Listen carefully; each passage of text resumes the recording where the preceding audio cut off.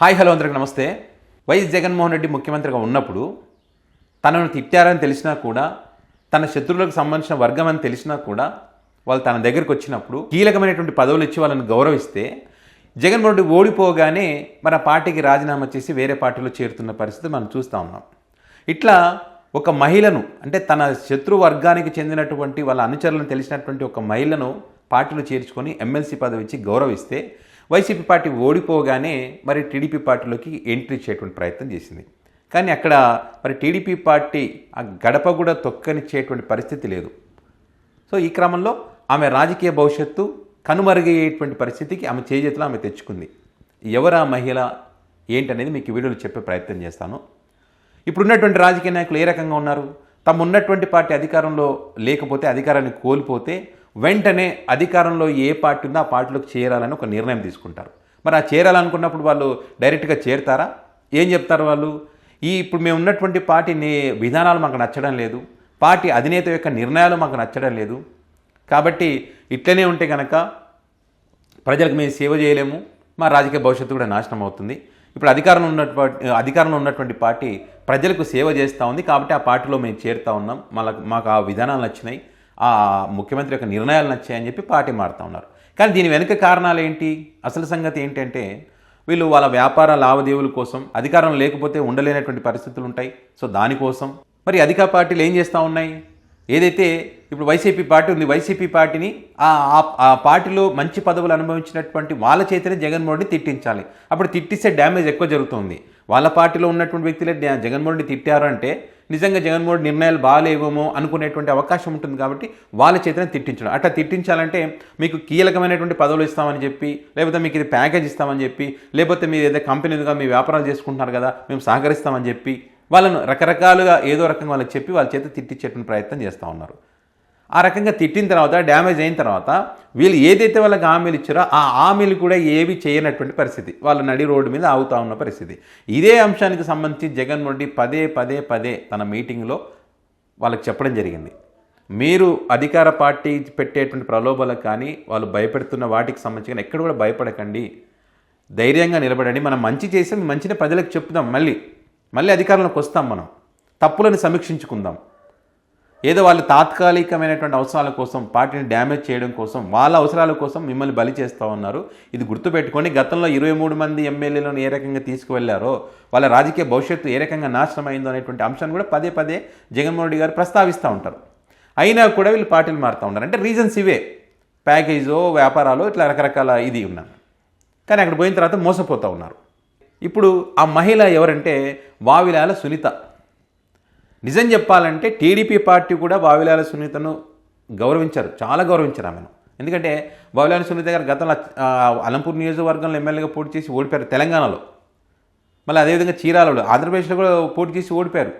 ఓడిపోయినప్పటికీ కూడా మరి TDP party ఆమెను గౌరవించింది, ఎమ్మెల్సీ పదవి ఇచ్చి.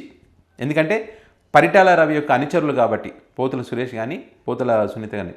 మరి అంత గౌరవించినప్పుడు ఆ పార్టీలో ఉన్నదా? ఉండలేదు ఆమె. ఆ పార్టీ ఓడిపోగానే, వైసీపీ పార్టీ అధికారంలోకి రాగానే ఇక్కడికి వచ్చేసింది. మరి జగన్మోహన్ రెడ్డి కూడా పరిటాల రవి యొక్క అనుచరులను తెలిసినా కూడా మరి ఆమెకు ఎమ్మెల్సీ పదవి ఇచ్చి గౌరవించారు.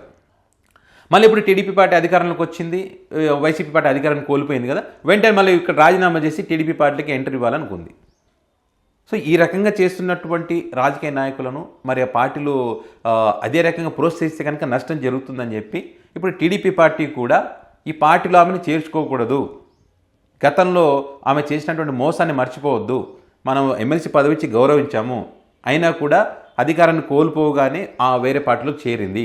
అక్కడికి వెళ్ళిన తర్వాత ఆమె నారా భువనేశ్వర్కి సంబంధించి, నారా బ్రాహ్మణికి సంబంధించి, చంద్రబాబు నాయుడు గారికి సంబంధించి, లోకేష్కి సంబంధించి ఏ రకంగా మాట్లాడిందో అవన్నీ మనం మర్చిపోకూడదు. అట్లా మాట్లాడి తిట్టినటువంటి ఆమెను మళ్ళీ మనం పార్టీలోకి చేర్చుకుంటే రాంగ్ మెసేజ్ వెళ్తుంది, పార్టీ కోసం కష్టపడ్డటువంటి వారికి అవమానం జరిగినట్టే అది అని చెప్పి పార్టీ నాయకులు, క్యాడర్ కూడా ఆమెను రాకుండా అడ్డుకుంటున్న పరిస్థితి.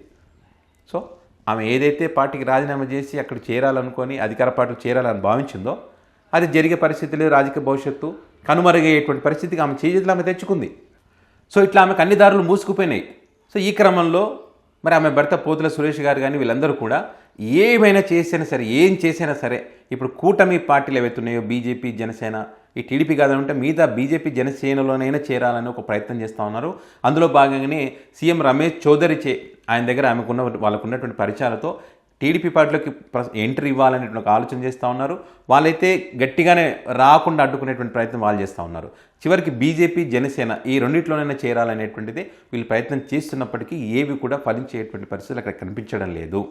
ఒకవేళ వీళ్ళకు ఉన్నటువంటి సన్నిహితం, గతంలో ఉన్నటువంటి సన్నిహితం అనుకోండి, లేదా ఇంకోసారి పార్టీ మారమని చెప్పినా కూడా వాళ్ళు ఆ గతంలో ఇచ్చినటువంటి గౌరవం కానీ, గతంలో ఇచ్చినటువంటి కీలకమైనటువంటి పదవులు కానీ ఇట్లాంటివి ఏవి ఉండే అవకాశం ఉండదు. పార్టీలో ఉన్నారంటే ఉన్నారు అనే విధంగా ఉంటుందే తప్ప ఆమెను గతంలో మాదిరిగా గౌరవించేటువంటి పరిస్థితి లేవనేటువంటి చర్చ కూడా టీడీపీ పార్టీలో గట్టిగానే జరుగుతూ ఉంది. ఇలా వావిలాడి సునీత గారు ఇరు పార్టీలను కూడా మోసం చేయడం జరిగింది. సో ఇప్పుడు అక్కడ కూటమి పార్టీలు కనుక ఆమెను చేర్చుకోకపోతే ఇప్పుడు ఇప్పుడు ఎమ్మెల్సీ పదవికి ఇంకా రాజీనామా ఆమోదించలేదు, మళ్ళీ నేను ఇక్కడే కొనసాగుతానని చెప్పి ఆమె వెనక్కి వచ్చినా కూడా ఆమెను పార్టీలోకి తీసుకోవద్దనేటువంటిది వైసీపీ పార్టీ నాయకులు చెప్తున్నమాట. ఎందుకంటే అవసరాలకు అనుగుణంగా అధికారాన్ని కోల్పోతే పార్టీని వదిలేసిపోయేటువంటి నాయకులు మనకొద్దు, తిరిగి పార్టీలో చేరుతానన్నా కూడా పార్టీలో చేర్చుకోకూడదు. ఎందుకంటే మీరు వాళ్ళు శత్రువులని తెలిసినా, శత్రువులకు అనుచరులను తెలిసినా కూడా మీరు గౌరవిస్తే కూడా ఆమె ఆ గౌరవాన్ని నిలబెట్టుకోకుండా మిమ్మల్ని మోసం చేసినటువంటి వ్యక్తిగా, మిమ్మల్ని మోసం చేసి పార్టీ మారాలని రాజీనామా చేసింది కాబట్టి తిరిగి పార్టీలోకి తీసుకోవద్దనేటువంటి ఇది కూడా వైసీపీ పార్టీ గట్టిగానే క్యాడర్ వ్యతిరేకిస్తున్నారు. ఆమె తిరిగి వస్తా అంటే గనక తీసుకోవద్దని చెప్పి. సో ఇట్లా అటు టీడీపీ పార్టీ కానీ, ఇటు వైసీపీ పార్టీ కానీ, మిగతా కూటమిలో ఉండే బీజేపీ జనసేన పార్టీలు కూడా ఆమెను పార్టీలోకి చేర్చుకోవడానికి అంతగా ఆసక్తి చూపనటువంటి పరిస్థితి. మరి అదేవిధంగా ఇప్పటికే కూటమి పార్టీలలో చేరినటువంటి చాలామంది కూడా వాళ్ళ అవమానాలు ఎదుర్కొంటున్నారనేటువంటి చర్చ మనం చూస్తూ ఉన్నాం. బాలినేని శ్రీనివాసరెడ్డి గతంలో వైసీపీ పార్టీలో ఉన్నటువంటి గౌరవం కానీ, మర్యాదలు కానీ ఇప్పుడు జనసేన పార్టీలో లేవు. కనీసం ఎక్కడైనా కనిపిస్తున్నాడు ఆయన. తన నియోజకవర్గానికి సంబంధించి ఎక్కడో చోట అయితే ప్రెస్ మీట్ పెడితే మాట్లాడుతున్నారు. కానీ గతంలో రాష్ట్ర స్థాయి లీడర్గా ఉన్నారు ఆయన. రాష్ట్రంలో ఉన్నటువంటి వైసీపీ పార్టీ నాయకులందరూ కూడా ఆయన గౌరవించారు. కానీ ఇప్పుడు ఆ గౌరవం లేదు. అదేవిధంగా చాలామంది లీడర్స్ ఇట్లా వాసిరెడ్డి పద్మకు సంబంధించి కూడా ఇంతవరకు ఆమె ఏ పార్టీలో చేరాలంటే ఏ పార్టీలు చేర్చుకునే పరిస్థితి లేదు. జగన్మోహన్ రెడ్డి తిట్టిన తర్వాత వాళ్ళని అట్లా వదిలేస్తూ ఉన్నారు. వాళ్ళ అవసరం తీరిపోయిన తర్వాత పక్కకు పెట్టేస్తూ ఉన్నారు. సో ఇక్కడ పార్టీ అధినేతలు తప్పు చేస్తున్నా కూడా పార్టీ కార్యకర్తలు మాత్రం పార్టీలను కాపాడుకునేటువంటి ప్రయత్నం చేస్తూ ఉన్నారు. అటు టీడీపీ పార్టీ ఆమె రాకుండా మరి వాళ్ళు నిజంగా వాళ్ళని ఒప్పుకోవచ్చు, రాకుండా అడ్డుకుంటున్నారంటే ఇలాంటి వాళ్ళు మనకు పార్టీకి వద్దు అని చెప్పి. అదేవిధంగా వైసీపీ పార్టీ కూడా అదే రకంగా ఈ కార్యకర్తలు కూడా ఆమె తిరిగి వస్తా అంటే పార్టీలో తీసుకోవద్దు, ఇలాంటి వ్యక్తులు ఎవరైనా సరే మళ్ళీ తిరిగి వస్తారని కూడా మనకు వద్దు. పార్టీ కోసం కష్టపడి పార్టీ కష్టాలు ఉన్నప్పుడు గట్టిగా నిలబడేటువంటి వాళ్ళని మనం గౌరవిద్దాం, వాళ్ళకి పదవులు ఇద్దాం అనేటువంటి ఆలోచనతోనే వీళ్ళు కూడా అదే చెప్తా ఉన్నారు. రానున్న రోజుల్లో ఇట్లా పార్టీలు మారినటువంటి నాయకుల యొక్క రాజకీయ భవిష్యత్తు ఏ రకంగా ఉండబోతుంది అనేది ముందు తెలిసేటువంటి అవకాశం ఉంటుంది. సో ఈ వీడియో పైన మీ అభిప్రాయాన్ని కామెంట్ రూపంలో పెట్టండి.